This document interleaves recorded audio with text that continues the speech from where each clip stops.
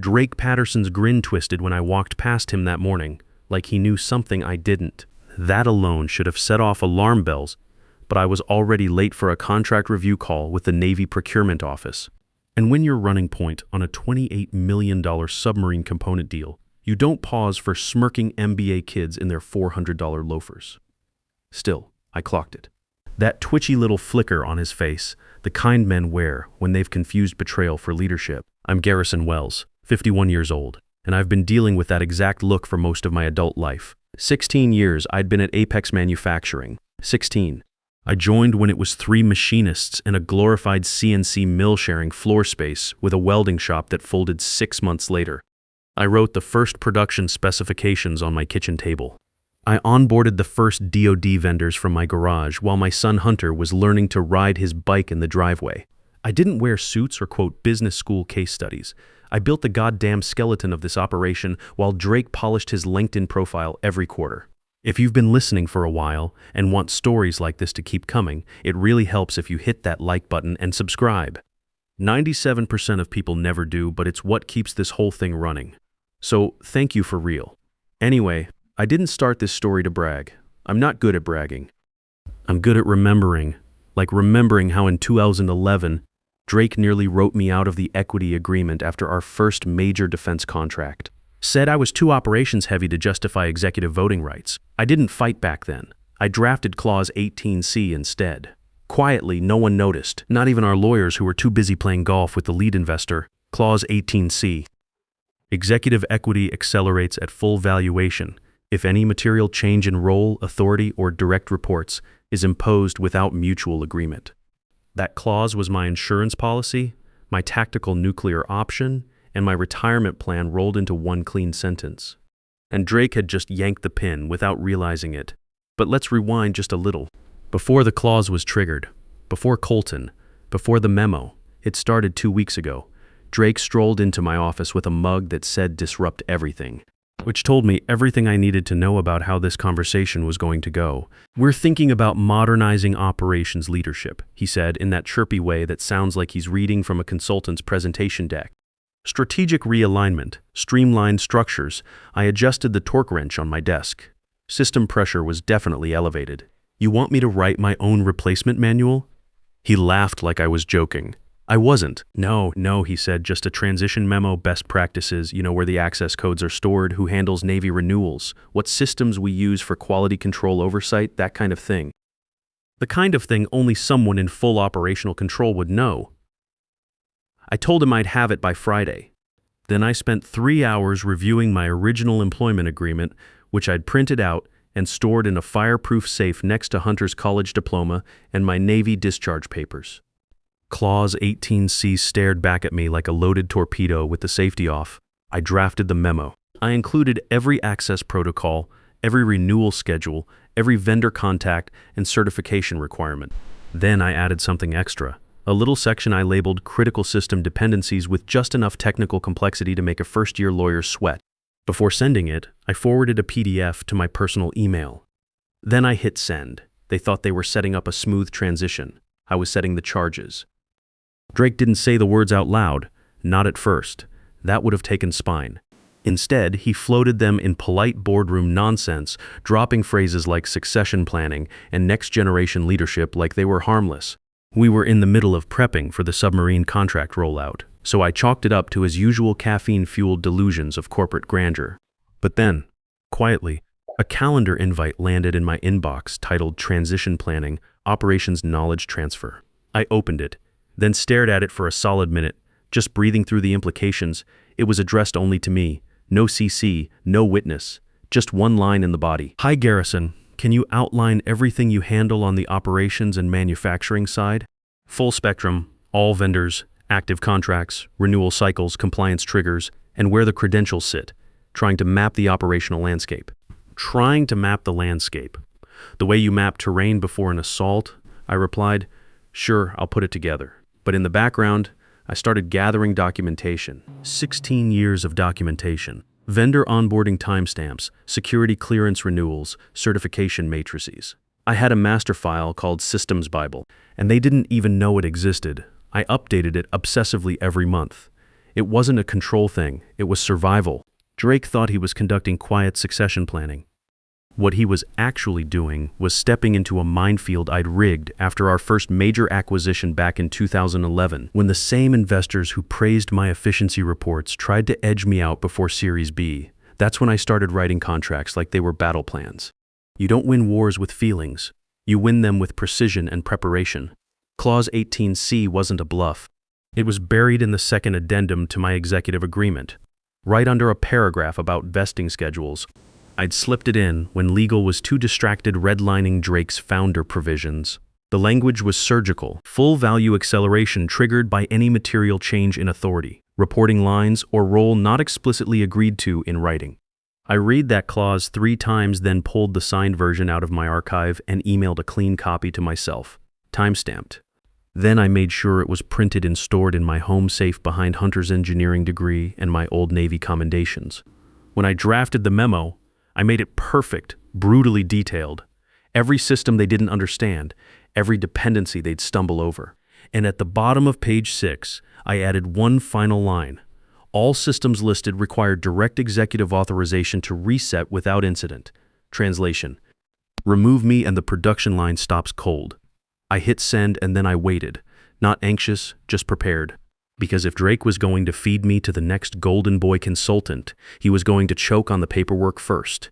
It happened fast, but it felt like slow motion. Monday morning, 8:32 a.m., just like clockwork. I was finalizing a quality control report when the office door swung open and in walked Drake, beaming like he just closed a Fortune 500 deal.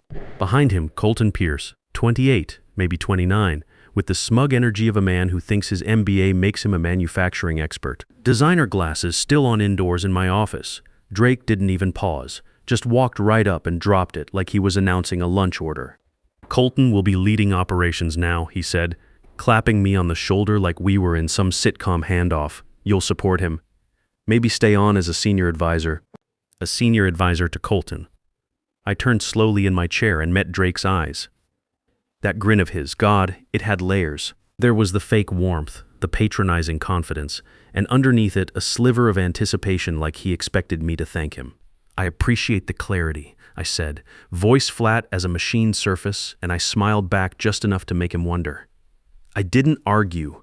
I didn't shout. I didn't even ask why.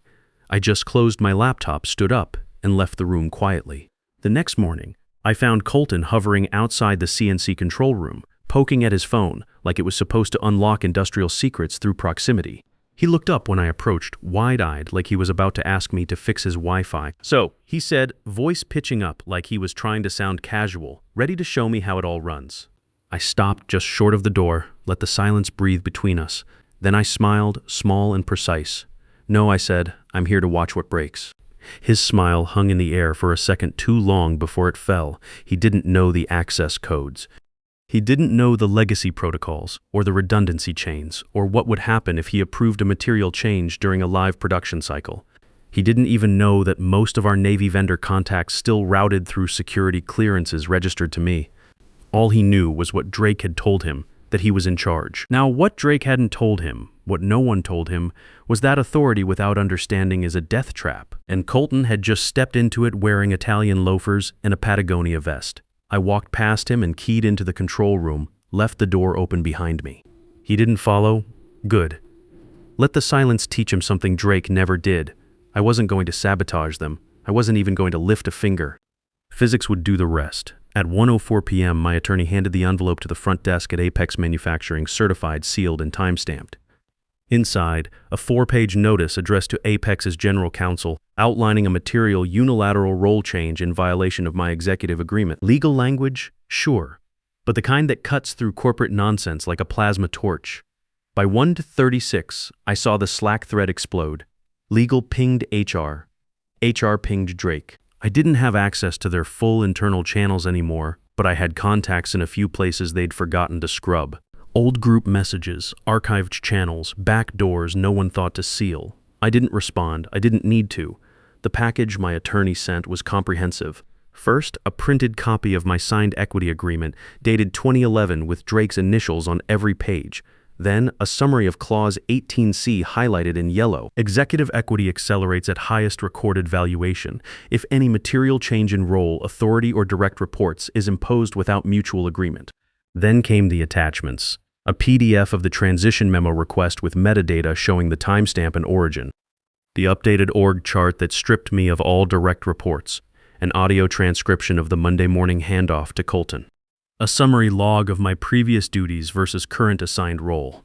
By 2 p.m., the company's general counsel had read it twice and forwarded it to the board with a subject line that said simply "You Argent, Clause 18C, Executive Equity Conflict." That's when the real panic started. See, I wasn't just a glorified project manager. I was an executive on paper, on record, with rights they didn't even remember granting me. They thought removing me from direct reports was a formality. They thought the word advisor would soften the blow.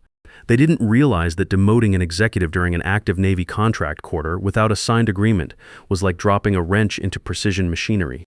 And Clause 18C was the wrench they'd thrown with a smile. Colton still hadn't figured out why his system access was limited.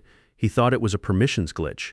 Drake, meanwhile, had gone from swagger to silence. I watched him disappear from Slack that afternoon. No updates, no calls, just a little gray dot next to his name flickering like a failing signal. By evening, I got a text from a colleague in finance.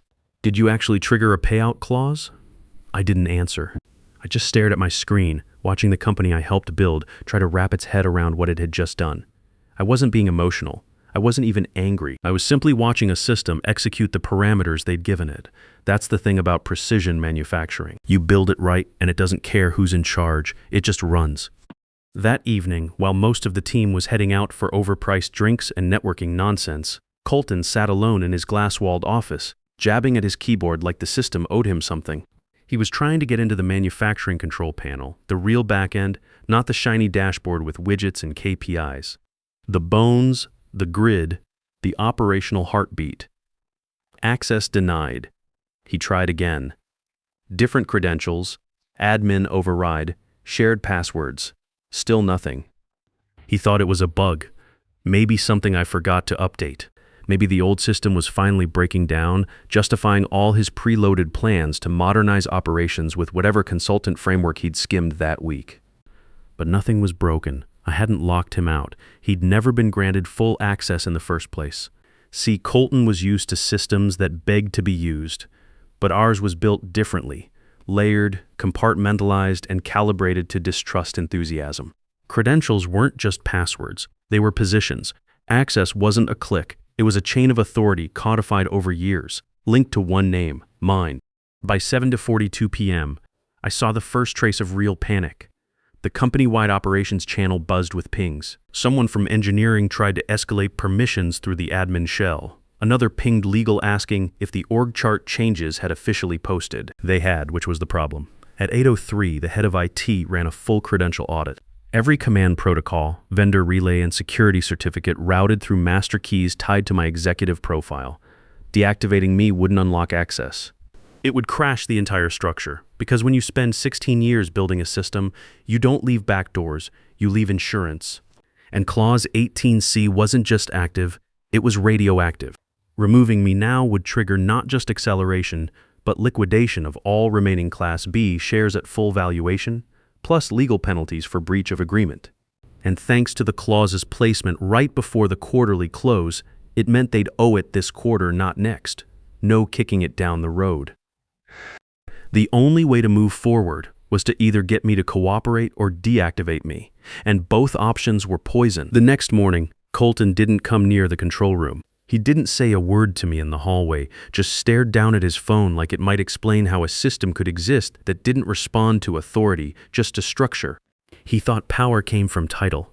But manufacturing doesn't care what's on your business card. It only listens to who still holds the keys. Wednesday morning, 9:11 a.m. A ping lit up the legal team's Slack thread with a message no one wanted to see. Pulling Clause 18C again. Check line 42. Acceleration language might include Q3 valuation. It came from a junior associate named Riley Dixon, barely a year out of law school. She wasn't even supposed to be reviewing executive contracts that week, but she had a habit of reading everything.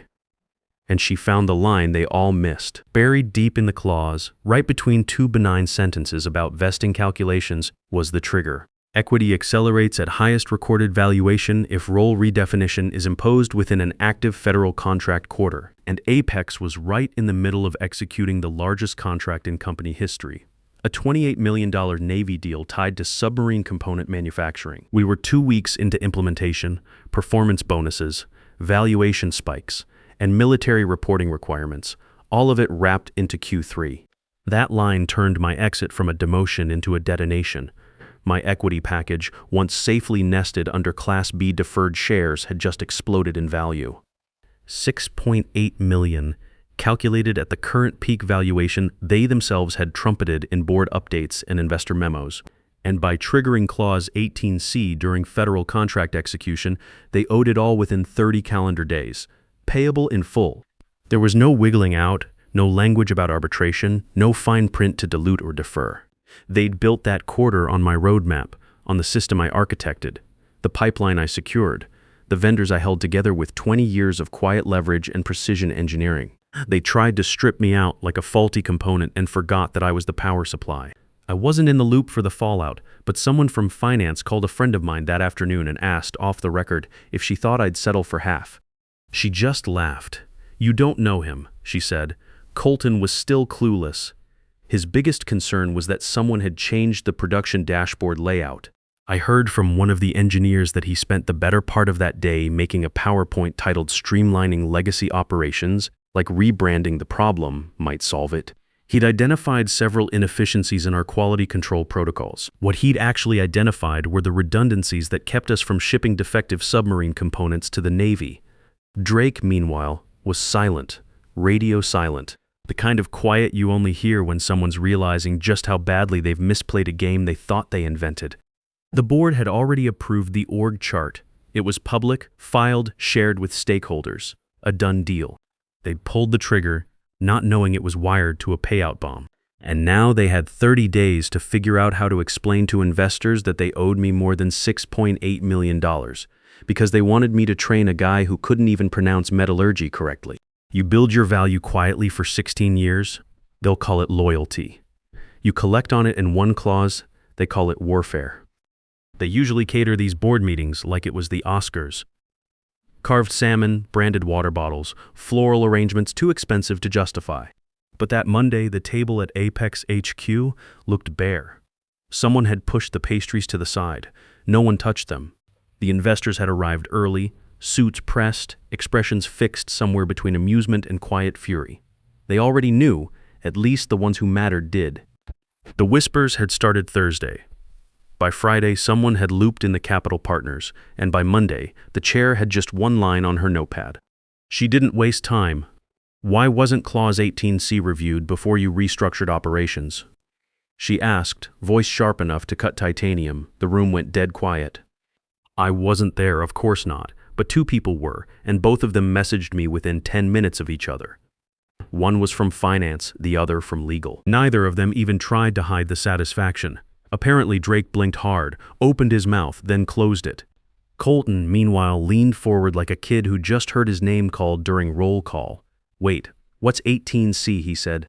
I imagine the pause that followed was long enough to echo. The company's lead counsel didn't answer him. She just reached into her folder, pulled out the printed executive agreement, and slid it across the table to Drake like it was a death certificate.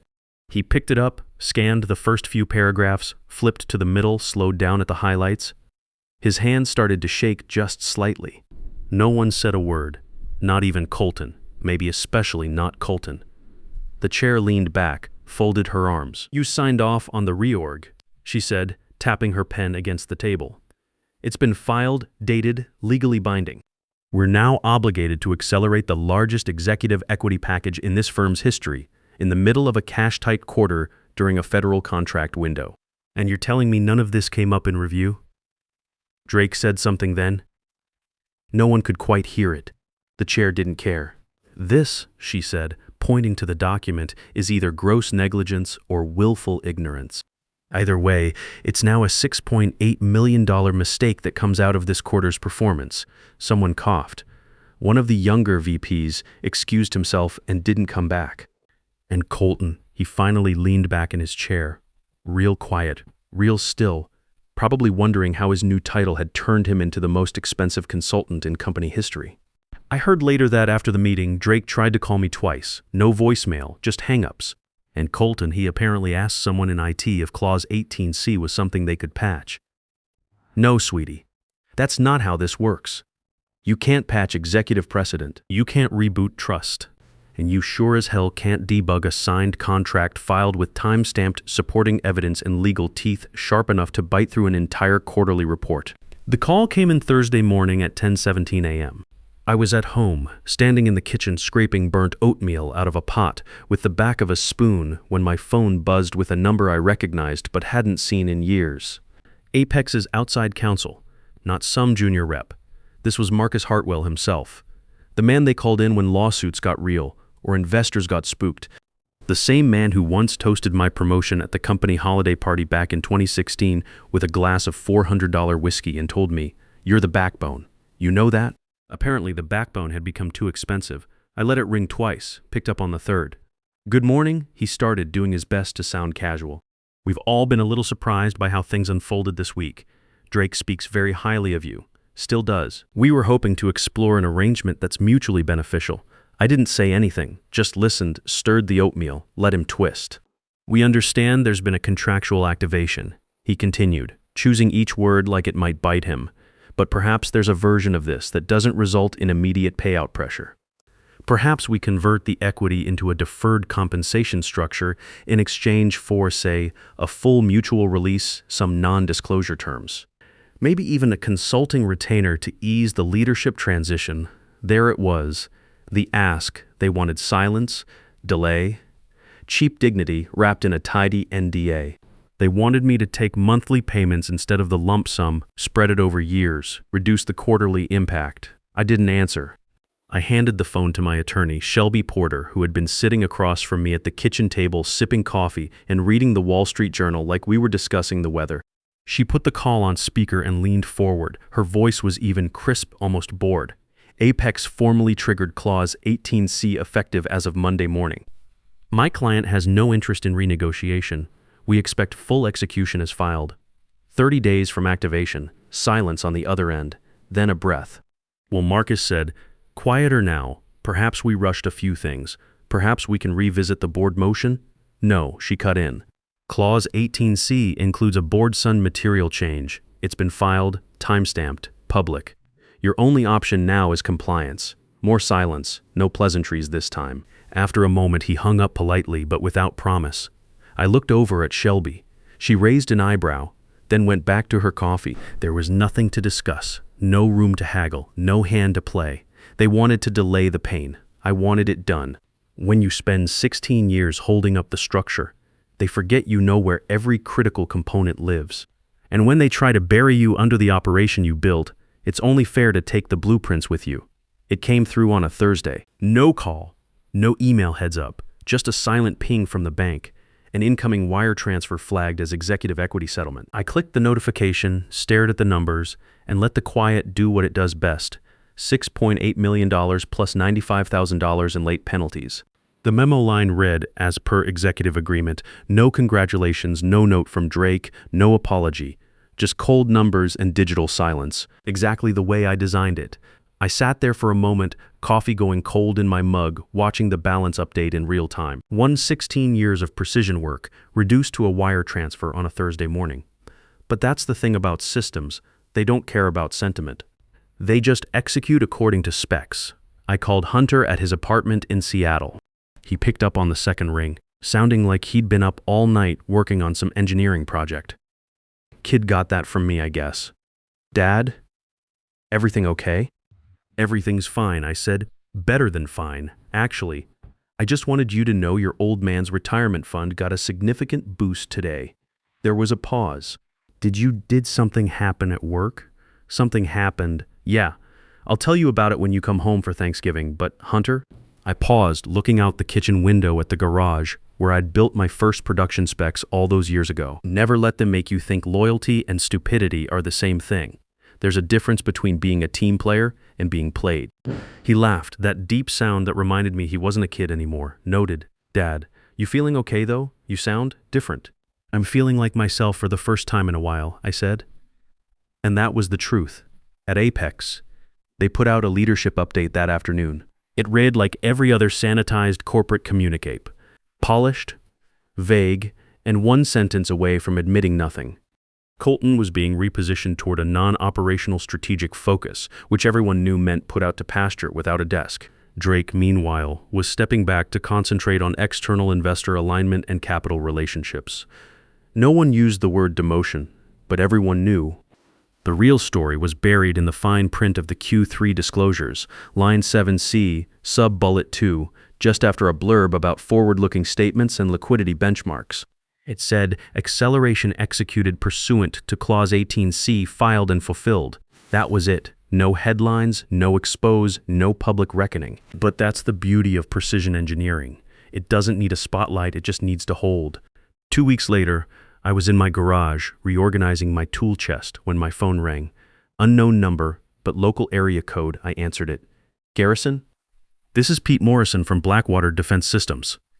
Pete Morrison, I knew the name, former Navy, ran operations for one of our biggest competitors. We'd crossed paths at a few industry conferences over the years. Mutual respect, professional courtesy, that kind of thing. Pete, how you doing? I'm doing well, he said, and I could hear the smile in his voice. But I'm calling because I heard through the grapevine that you might be between opportunities right now, between opportunities. That was one way to put it. Word travels fast, I said. In this business? Hell yes, it does. Especially when someone with your reputation suddenly becomes available. Look, I'll cut to the chase. We just landed a $45 million contract with the Air Force. Precision components for next-generation fighter systems. I need someone who understands both the technical side and how to navigate DoD requirements without losing his shirt. I leaned against my workbench, considered it. Blackwater had a solid reputation, good people, no MBA hotshots trying to disrupt their way to disaster. What kind of role are we talking about? VP of Operations with equity, real equity, not the kind with fine print designed to screw you over. I read contracts for a living now, Garrison. Learned my lesson the hard way about 10 years ago. I laughed. Sounds like you and I have some stories to trade. That we do. You interested in a conversation? Yeah, I said, surprising myself. Yeah, I think 3 months later I'm writing this from my new office at Blackwater Defense Systems. Same industry, better people, and a contract that actually means what it says. Pete wasn't kidding about the equity package, straightforward language, no hidden clauses, no traps. Just an honest deal between people who respect each other's work. Every tool I built at Apex still runs. Every vendor relationship I negotiated still hums. The quality framework I wrote in 2014 is still the backbone of their Navy contract protocol. They didn't just fire an exec.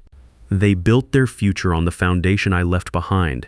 And every day, Colton walks into an office wired for a system he doesn't understand, using tools he didn't earn, performing in a role that doesn't really exist. He won the title, but the machine still listens to the voice that built it. I heard through the industry network that they're having issues with the submarine contract. Quality control problems, vendor relationship headaches, the kind of systematic failures that happen when you remove institutional knowledge and replace it with PowerPoint presentations.